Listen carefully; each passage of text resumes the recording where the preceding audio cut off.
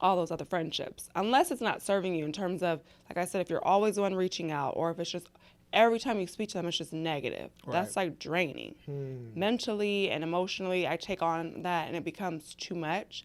Like, I want my friends to always know, like, I'll be there for you, but I also need you to be there for me. And if you can Right. just never, like, I'll give an example. One of my friends reached out to me, and maybe she did need something, I don't know, but she asked me how I was doing, and I shared a little bit, like, and I don't usually ever share much. I'm always Right. like, I'm good, how are you? You know, but this time I did share a little bit more, and then she didn't even respond. I'm just like, to me, that tells me you're not really my friend. You're just looking for what I can do for you. You don't even Right. really care about what's going on with me. So that's, So that's a way to tell if you have, what would you call that person?